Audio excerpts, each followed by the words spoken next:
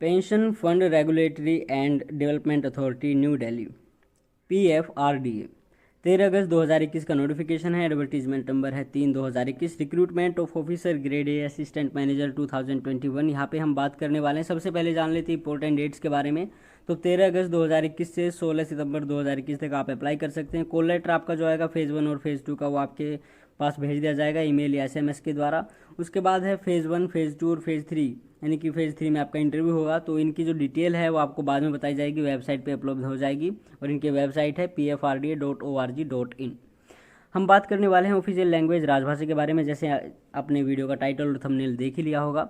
तो यहाँ पे देखिए इसके बारे में बात करते हैं। तो ऑफिशियल लैंग्वेज की केवल एक वैकेंसी है, वो UR कैटेगरी के लिए। और इसकी एलिजिबिलिटी है, ना तो आपको एक्सपीरियंस चाहिए, ना ही आपका कोई PG डिप्लोमा चाहिए। मास्टर डिग्री अगर आपके पास हिंदी में है तो इंग्लिश सब्जेक्ट आपका बैचलर डिग्री में होना चाहिए। वो कंपलसरी है, इलेक्टिव है, जो भी है इन्होंने यहाँ पे लिखा नहीं है। इसका मतलब इलेक्टिव भी चल जाएगा। शायद चाहे आपने एक सेमेस्टर पढ़ा हो या फिर आपने एक सेमेस्टर के 1 साल पढ़ा हो या फिर 3 साल पढ़ा हो, वो इन्होंने मेंशन नहीं किया है, तो वो भी यानी कि एलिजिबल होगा। उसके बाद मास्टर डिग्री अगर आपके पास हिंदी में नहीं है, संस्कृत, इंग्लिश, इकोनॉमिक्स, कॉमर्स में है, तो आपके पास हिंदी सब्जेक्ट बैचलर डिग्री में रहा हो। ठीक है। इसके बाद देखिए कुछ नोट इन्होंने लिखे हैं। तो नोट 1 है जो उसमें लिखा है कि अगर आपके पास PG डिप्लोमा है किसी भी चीज़ में तो आपको MA की ज़रूरत नहीं है। नोट 2 में इन्होंने लिखा है कि अगर आप एक से ज़्यादा वैकेंसी के लिए अप्लाई करना चाहते हो तो आपको अलग अलग फ़ीस कटवानी होगी। या फिर कई बार होता है कि हमारा एक फॉर्म गलत अप्लाई हो जाता है, उसमें कुछ डिटेल गलत हो जाती हैं, तो आप उसको दोबारा अप्लाई कर सकते हैं, कई बार अप्लाई कर सकते हैं। लेकिन आप जो लास्ट टाइम अप्लाई करेंगे वही आपका वैलिड माना जाएगा, यानी कि उसमें जो आप डिटेल भरेंगे वही आपकी फ़ाइनल होंगी। इसके बाद है नोट नंबर 4, आप देख सकते हैं। Date of passing eligibility examination will be the date appearing on marksheet, यानी कि आपका जो एग्जामिनेशन पास होता है तो आपकी जो DMC आपका जो डिग्री होती है उस पर जो डेट होती है वही आपकी वैलिड मानी जाएगी। कई बार होता है कि हम नेम करेक्शन वगैरह कराते हैं जिनकी वजह से हमारी डॉक्यूमेंट में डेट चेंज हो जाती है। तो आप जिस भी आप इंस्टीट्यूट से, यूनिवर्सिटी से, कॉलेज से आप क्वालिफाई करते हैं तो वहाँ पे आप एक उनसे सर्टिफिकेट बनवा सकते हैं कि हमने पास तो इसमें किया था लेकिन इसी कारण से आपकी डेट जो है चेंज हो गई थी, तो वो डेट ये फाइनल मानी जाएगी। इसके बाद है PWBD कैंडिडेट्स के लिए कि उनका क्या क्राइटेरिया है। उसके बाद EWS के लिए क्या क्राइटेरिया है। फिर आती है एज लिमिट, 30 साल से अधिक आपकी एज नहीं होनी चाहिए 31 जुलाई 2021 तक। ठीक है। और आपका जन्म जो है वो 1 अगस्त 1991 के बाद होना चाहिए। 1 अगस्त 1991 में भी हुआ है तो भी चलेगा। इसके बाद कुछ एज में छूट दी गई है, तो वो SC ST OBC कैंडिडेट्स को दी गई है। और वो देख सकते हैं कि क्या उनको छूट दी गई है। OBC जो कैंडिडेट्स हैं उनका सर्टिफिकेट कब बना होना चाहिए, 1 अगस्त 2020 से 16 सितंबर 2021 के बीच में बना हुआ होना चाहिए। उसके बाद देखिए रिलैक्सेशन है, तो यहाँ पे आप देख सकते हैं किसको कितनी है। PWBD कैंडिडेट्स के लिए 10 साल की छूट है, और जो PWBD कैंडिडेट है OBC का उसको 13 साल की छूट है, जो ST का उसको 15 साल की छूट है। तो इस तरह से आप अगर यहाँ पे एज के बारे में छूट देखना चाहते हैं तो आप इसको एक बार ध्यान से पढ़ लेना।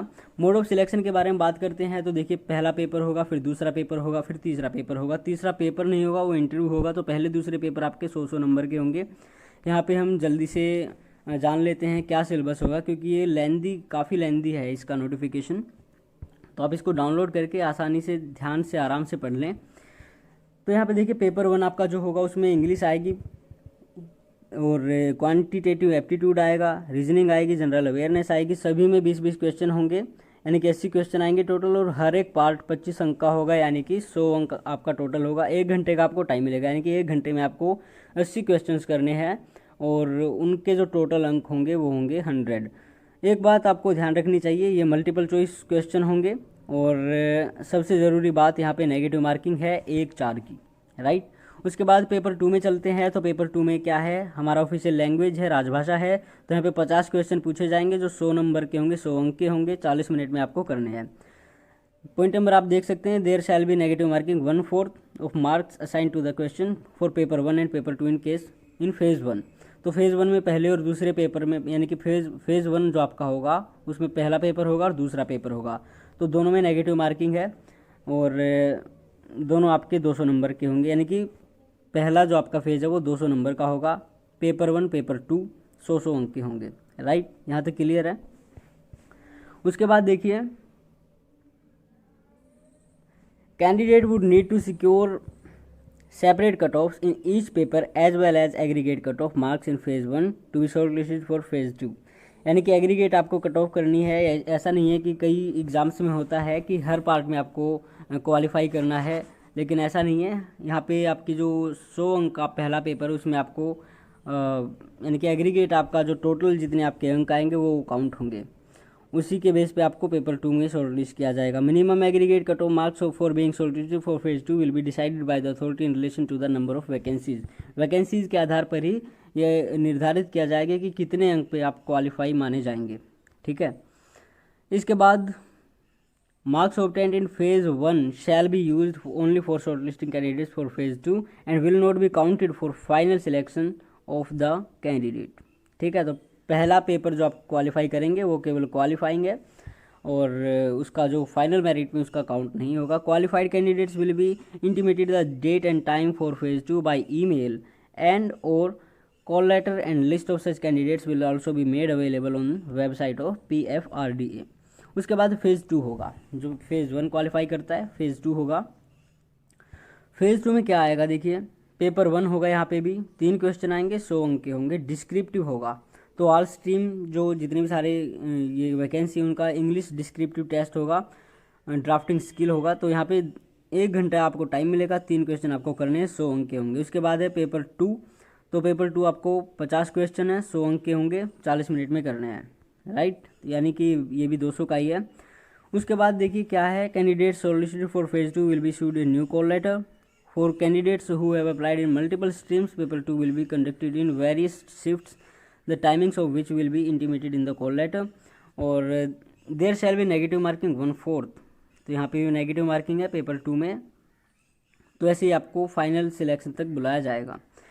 Paper 2 will B evaluated only for such candidates who obtain minimum qualifying marks in paper 1। तो उन्हीं का चेक किया जाएगा जो मिनिमम क्वालिफाइंग मार्क्स पेपर 1 में लाते हैं। कितने लाने हैं वो इन्होंने अभी तक डिसाइड नहीं किया है, बाद में ही डिसाइड करेंगे। तो नोट यहाँ पे 2 इन्होंने दिए हैं। All question papers in both phase 1 and 2 except the test of English will be set bilingually in Hindi and English, यानी कि बाइलिंगुअल आपका होगा और इंग्लिश को छोड़कर। और फिर इन्होंने लिखा है syllabus for the papers in both phase 1 and phase 2 is available on in the annexure to this advertisement. तो यहाँ पे अनुलग्नक में आपका जो सिलेबस आपको मिल जाएगा। तो दोनों पेपर्स का आपको पता चल गया क्या सिलेबस है। दूसरा पेपर हम आपको बताने वाले हैं आगे।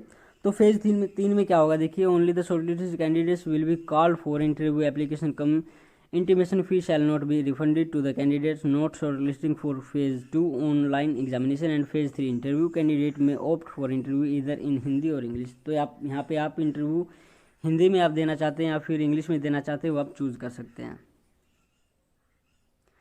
इसके बाद देखिए the marks obtained in phase 2 online examination will be allotted A weightage of, यानी कि 85% का आपका जो होगा दूसरा पेपर होगा और 85% उसमें माने जाएंगे। और फेज़ 3 में आपका इंटरव्यू जो होगा वो 15% का होगा, यानी कि टोटल आपका ये फेज़ 2 और 3 टोटल आपका होगा 100% होना है। तो 15% आपका जो है इंटरव्यू में डाल दिया जाएगा पेपर 2 से। उसके बाद क्या कुछ आपको भत्ते मिलने हैं और कैसी आपकी सैलरी मिलनी है, तो ये सब इन्होंने दिया हुआ है और कितना प्रोबेशन पीरियड है, तो आप यहाँ पे एक बार नज़र डाल सकते हैं। पोस्टिंग देखिए, जहाँ पे भी PFRDA की डिपार्टमेंट है वहीं पे आपकी पोस्ट आएगी। एग्जामिनेशन सेंटर के बारे में बात करते हैं तो यहाँ पे इन्होंने 5 रीजन बनाए हैं, तो अपने अपने रीजन में आप चेक कर सकते हैं कि आपका नज़दीक कौन सा पड़ता है। और एक बार फिर जो बहुत ज़रूरी बात है एप्लीकेशन फ़ीस के बारे में, तो UR यानी जनरल, EWS और OBC कैंडिडेट्स के लिए 800 रुपये है। SC ST PWBD और वीमेन यानी महिलाओं को छूट दी गई है, उनके लिए कोई फीस नहीं है। Separate online application for each stream will be required to be filled with payment of requisite fee to be paid for each such application, यानी हर एक एप्लीकेशन के लिए अलग फ़ीस लगेगी अगर आप अलग अलग कैटेगरी उनके वैकेंसीज़ के लिए अप्लाई करना चाहते हैं। तो यहाँ पे इनका जो इन्होंने दिया हुआ है PWBD कैंडिडेट्स के लिए, तो उनकी क्या क्राइटेरिया, उनका क्या एलिजिबिलिटी है तो आप इनको देख सकते हैं एक बार। इसके बाद है pre examination training for SC ST PWD OBC EWS candidates, तो उनके लिए फॉर्म दिया हुआ है, यहाँ पे आप इसको फिल कर सकते हैं। देखिए PFRDA will arrange pre examination training for SC ST PWD OBC EWS candidate free of cost at new Delhi, right. Candidates who desire to avail the training may apply separately by email, इस पर आप email कर सकते हैं recruitment.hr@pfrda.org.in in the following format along with scanned copy of caste EWS और disability certificate on or before the last date of submission of online application form that is on or before 16 सितंबर 2021। तो इससे पहले आपको apply करना है।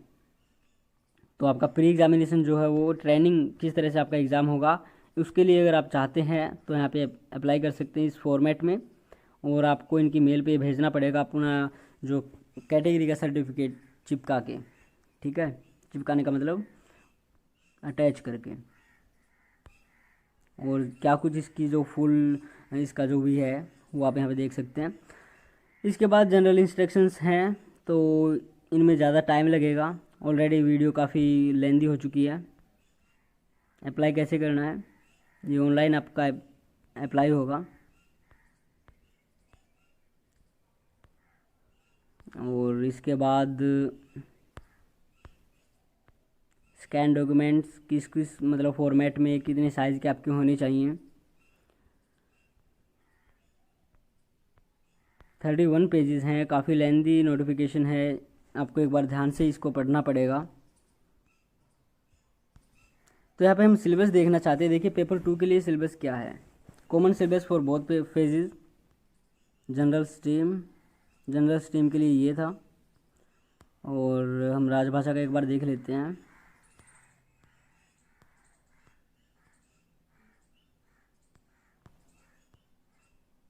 कहाँ गया राजभाषा, ये रहा। तो राजभाषा का जो है वो सारा ट्रांसलेशन पे बेस है और टर्मिनोलॉजी पे बेस है, और राजभाषा के बारे में आपको पूरी जानकारी होनी चाहिए। नंबर 1 है भारत सरकार की राजभाषा नीति। अंग्रेजी से हिंदी से अंग्रेजी अनुवाद, यानी कि शब्द भी हो सकते हैं, वाक्यांश भी हो सकते हैं, वाक्य भी हो सकते हैं।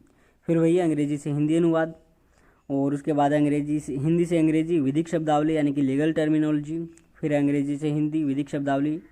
उसके बाद है हिंदी से अंग्रेजी पेंशन, प्रशासनिक, बैंकिंग, पूंजी बाजार, अर्थशास्त्र, सामाजिक सुरक्षा शब्दावली, वही है हिंदी से अंग्रेजी। और अंग्रेजी से हिंदी दोनों में अच्छी तरह आपको यानी कि वोकैबुलरी आनी चाहिए।